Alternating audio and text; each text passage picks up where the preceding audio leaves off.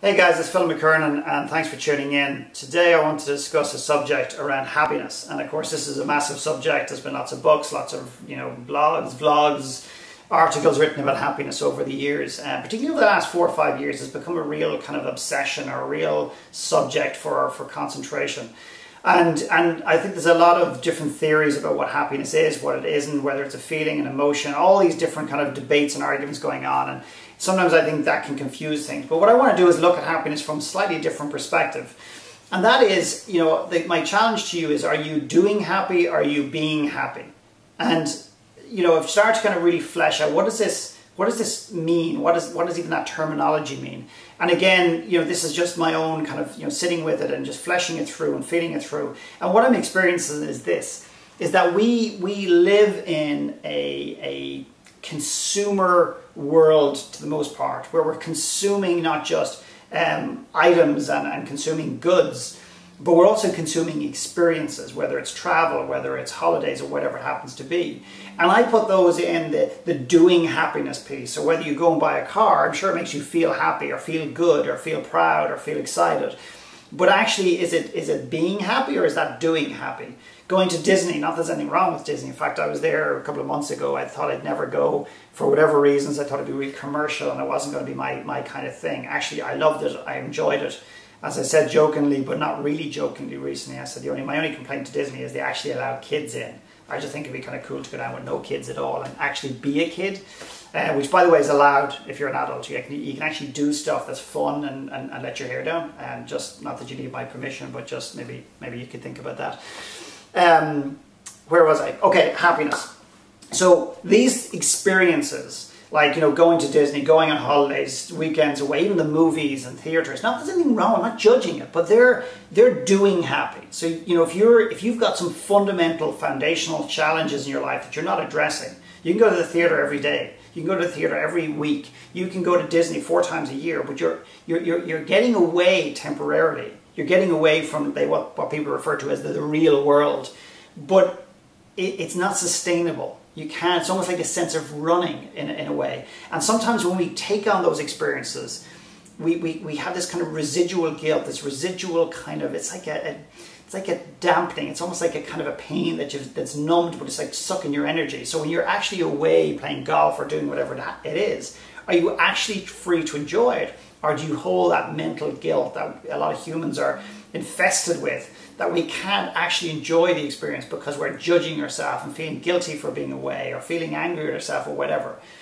On the other side of the spectrum, being happy is very, very different. When you're actually being happy, those things are not that you don't have to do them or you shouldn't do them. You just don't need them as much to get away. People like say, I'm dying for Friday, I'm dying for Sunday, I'm dying for my holidays, I can't wait, whatever. And you know what? They are dying because literally their existence is actually looking from one experience to the next. It's like the weekends are all that matters.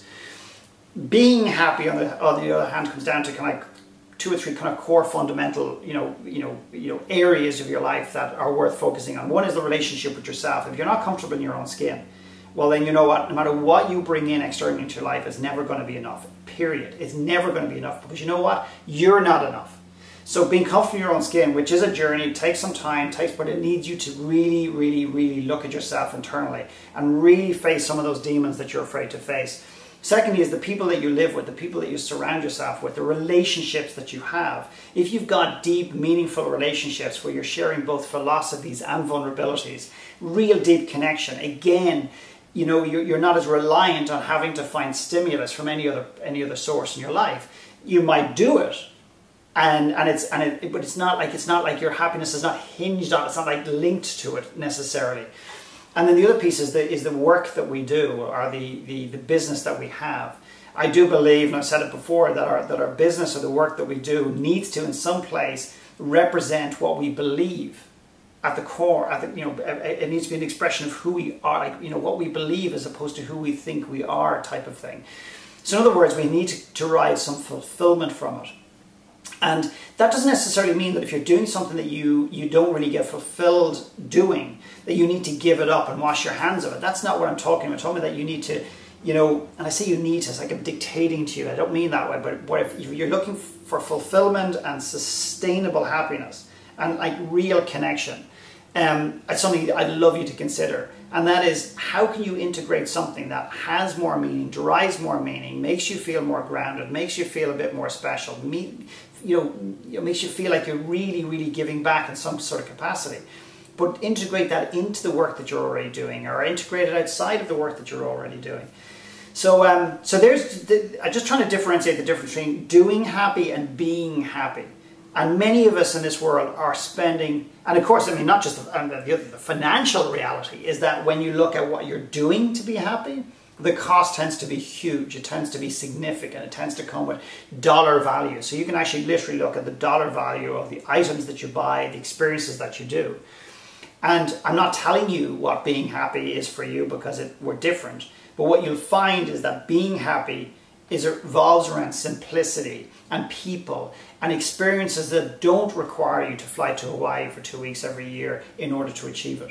So again, what's the purpose of this? The purpose of this is just to build some awareness of what you're doing to seek happiness, what you're doing to seek fulfillment, and maybe what we're doing to escape or hide from the reality of the things that we could be being happy in, but you're just afraid to face them because you don't want to, because you're scared, because you don't have the clarity of what's next and all of those other things.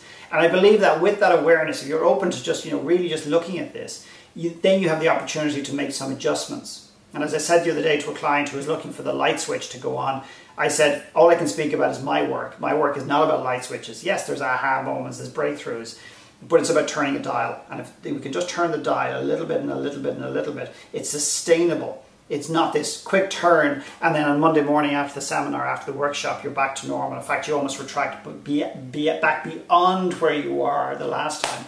So it's about just turning that awareness, making some changes, not looking for perfection, but just changing things a little bit. So maybe it's something for you to consider, the difference between doing happy and actually being happy. Thank you.